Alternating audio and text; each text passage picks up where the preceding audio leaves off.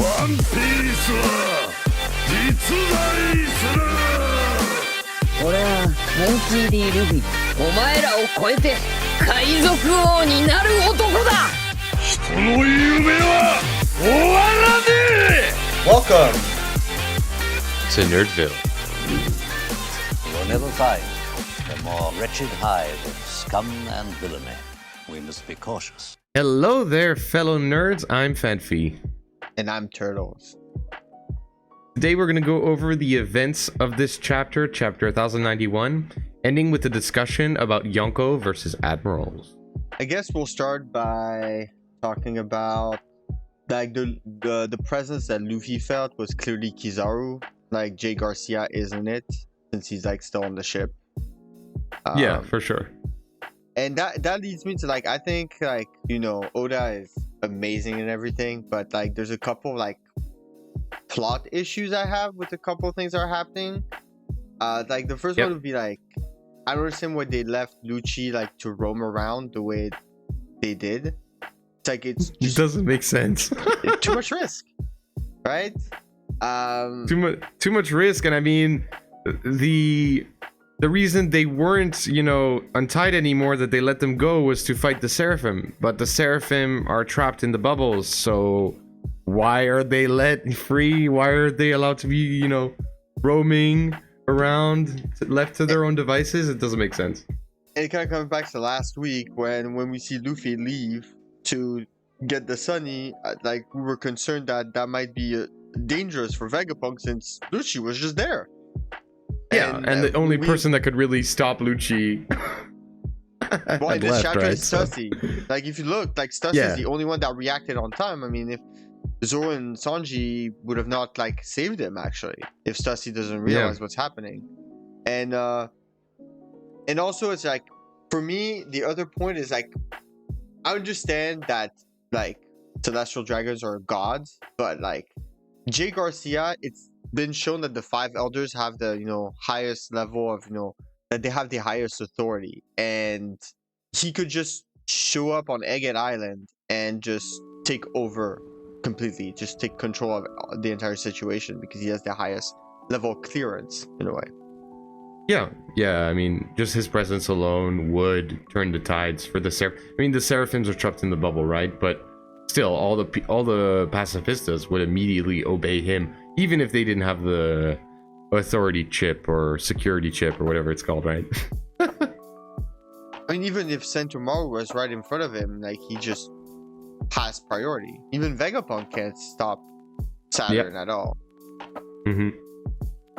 And no, for sure. I would say, like, have you noticed that the pacifistas on Egghead look a little bit different? Like, do they look different to you? Yeah. I mean, once we saw them, we saw that they were different. I don't remember if they were classified differently. If so, it'll be there on screen. But like, they are stronger than the normal ones. We saw that they have the bubble technology there to completely neutralize devil fruits, and are like really good shields. They have like shields and stuff like that. So yeah, they are very advanced versions of the pacifistas. It makes sense that they would prioritize them over the sea beasts, which are very powerful from what we've seen, right? But once the pacifistas change sides, then the sea beasts become irrelevant, right? They completely obliterate all of them. So it's clear that, you know, at least the priorities here were set straight. They were correct in going with the pacifistas over the sea beasts. I mean, I really liked Sentomaru's backstory. It was very heartwarming, kind of, to see, like, when Kizaru laughs, he goes just because of Sentomaru's answer. It's just very heartwarming. It's nice to see also this relationship between all three of them, right? And kind of goes to show that even when Vegapunk's crying, he's not just crying because, you know, Sentomaru might be dead, but also because this is the end of this, you know, three-way friendship that's happened for like decades, right? So it's very sad. It's a sad situation, and even Kizaru is hit by this, right? I mean, I think that's what Oda is so great at doing, is giving us, like, even in small backstories, like a way to really connect to characters and give a little bit more depth to the story and how they interact, how the world interacts with each other. Hmm. And it also, like, in a way, it's always the same kind of path that Oda chooses to show you that most of the strong characters, they're strong from the start.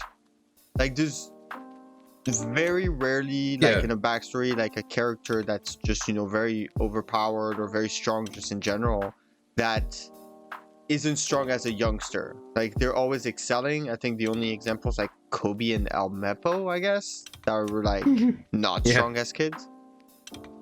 I mean, you could say a bit Luffy too before he gets trained by Garp, I guess, but he gets thrown in the jungle so young. Exactly. And punched by the fist, right? So I really like them showing again like a softer side to Kizaru, you know, not only like in his close relationships, but as a mentor. We've seen like other Marines be mentors, Garp notably, even Aokiji with Smoker. So it's nice to see another admiral have that sort of mentor relationship, and again, like a different side to Kizaru rather than being, you know, the yes man, the sort of gun for hire of the world government, right? I like seeing him side of him, and you know, him saying it would have been nice to add old friends to that list. Like I think that really bothered him, and it's nice to see that.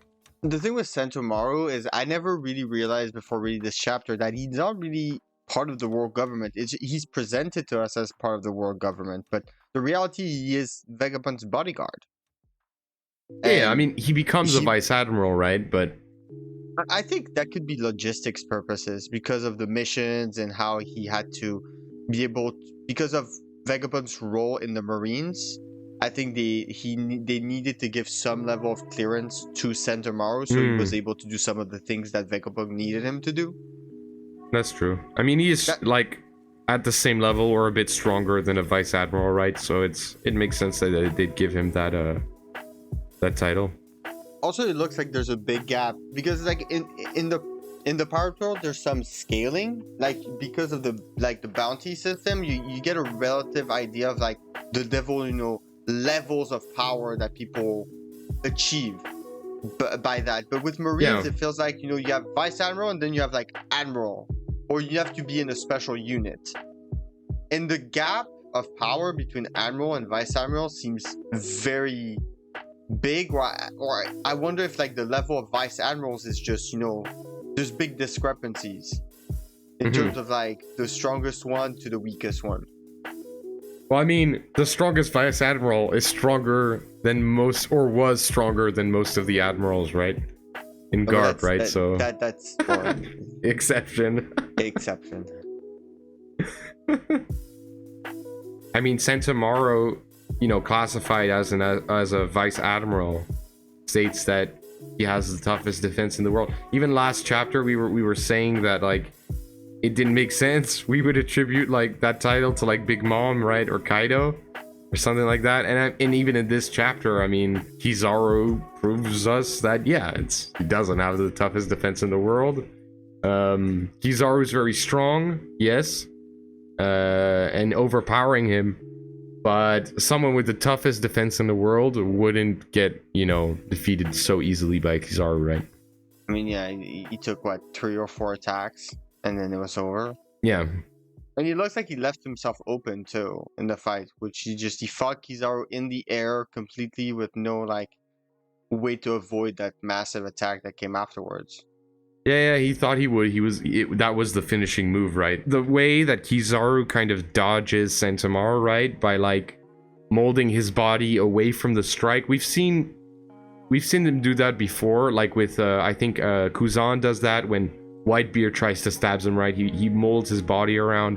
And we've definitely seen this with Katakuri, where he uses future sight to predict Luffy's punches and open gaps, right, in his body. So I'm just thinking maybe like, and it wouldn't surprise me if Kizaru did have future sight, or that, you know, his fruits makes his reaction time so quick that it looks like he has it. And it's just I mean, super it impressive. is Like, it's speed of light, so it's the nearest Yeah. thing to instantaneous as you can get.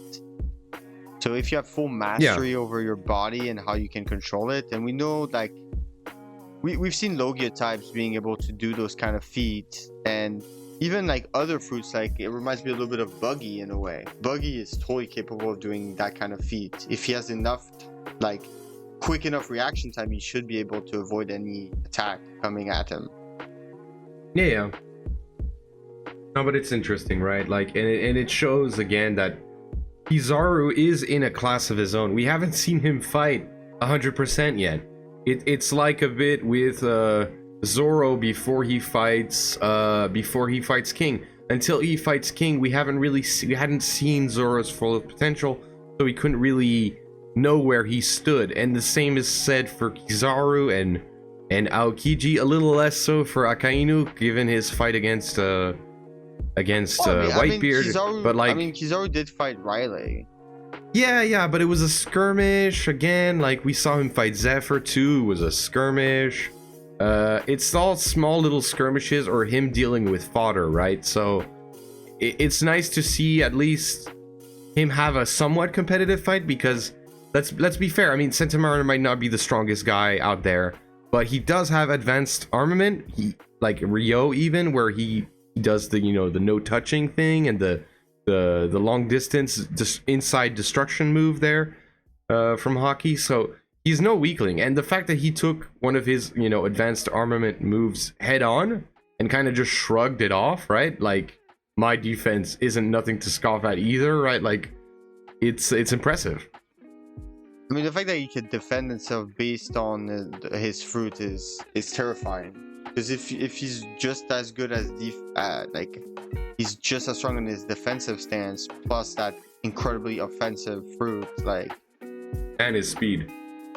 I mean, honestly, we always have to assume, and I think that's what Oda's trying to show us now, is that it's nice to see the Marines in action, and he's starting to give them more props and more like major fights, so we can see their true level of power, because it just felt like it was very one-sided for a long time, where you felt like the top pirates were so ahead of the Marines. That's kind of why they couldn't do anything. They were just kind of like, I'm not going to deal with it because we can't handle them. And that's just not the truth. Yeah, and we haven't seen them in that situation, in those, apart from the fight between Kuzan and Akainu, we haven't seen any serious fights from the admirals. Like, and when they were fighting Whitebeard, but again, Whitebeard was dying, right? Like, he was sickly and old. I think we need to go to a little bit of Lucci. I think that's one of the best.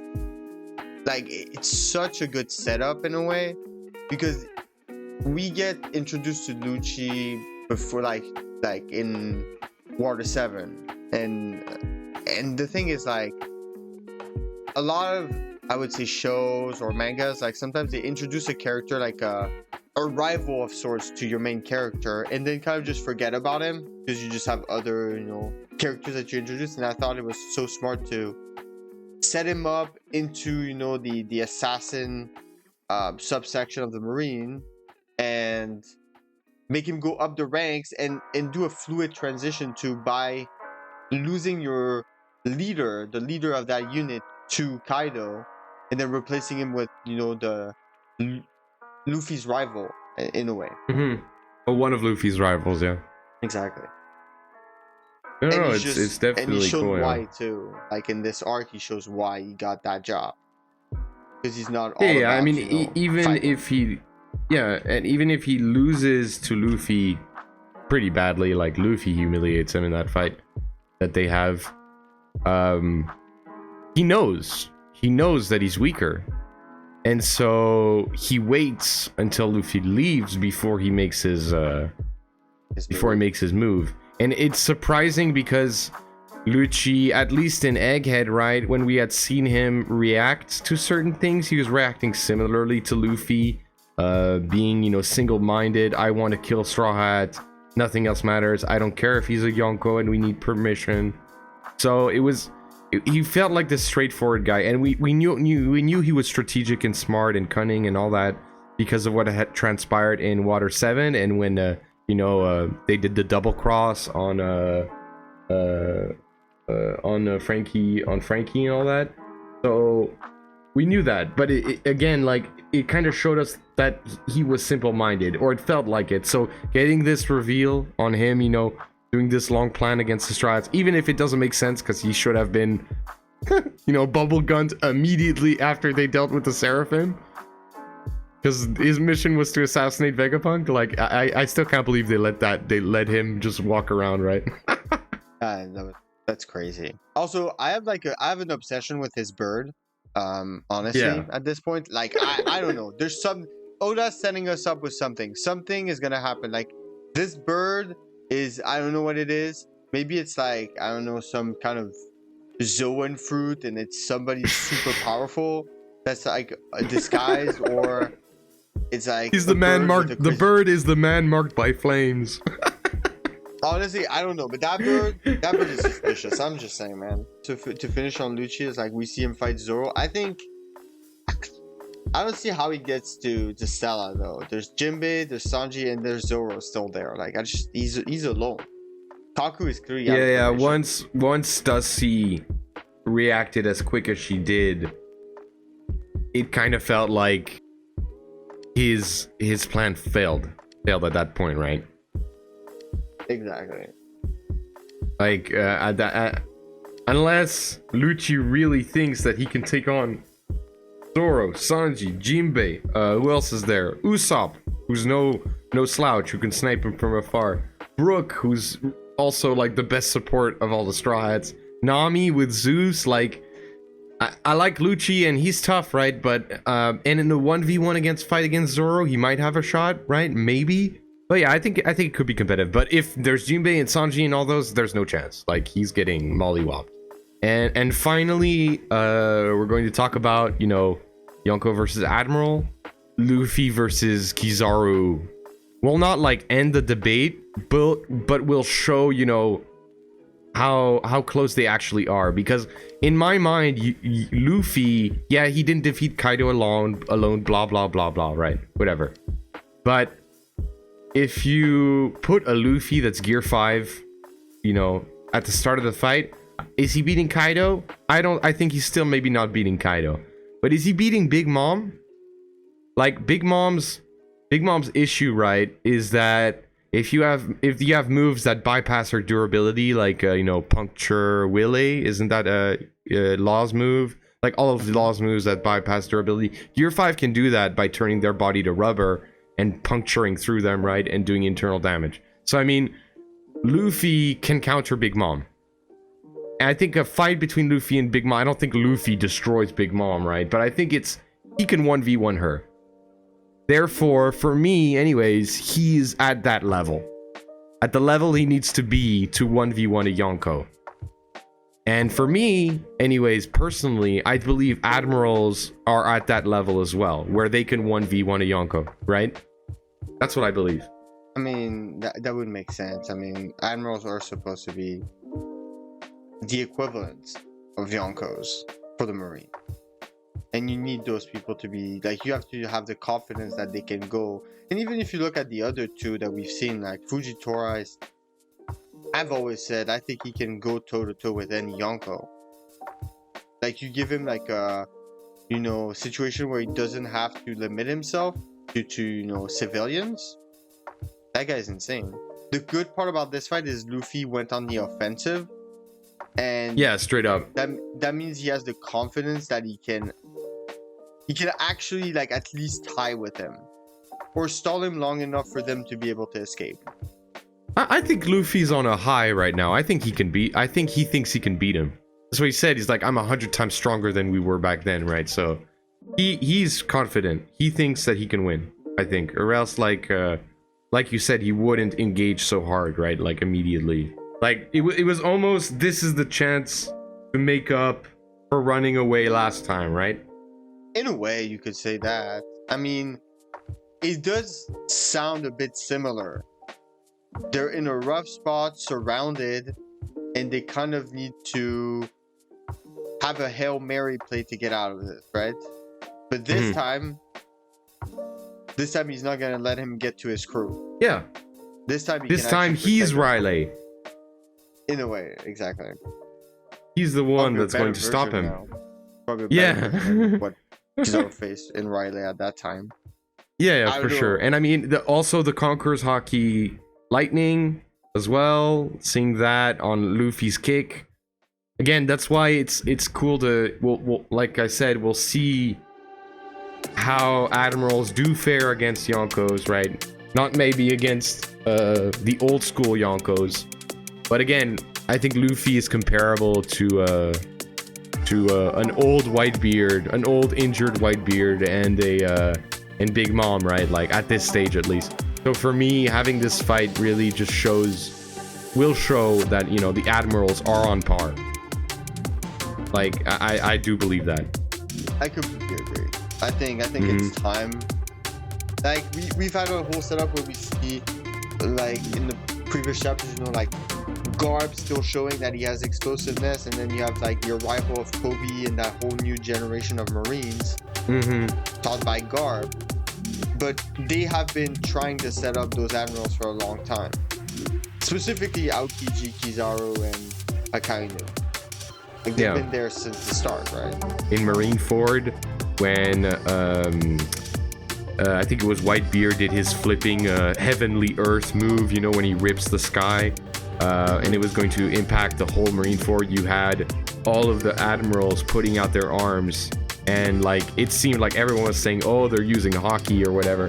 So at that stage, this is advanced armament hockey. It's projection of hockey, right? So we know that they can use advanced armament, and again, we might see something like with Future Sight or something like that with Kizaru, as we saw during Luffy's fight against Kaido, where Kaido was like, oh, you're not the only one who can see the future, Straw Hat. So we might see something like that as well.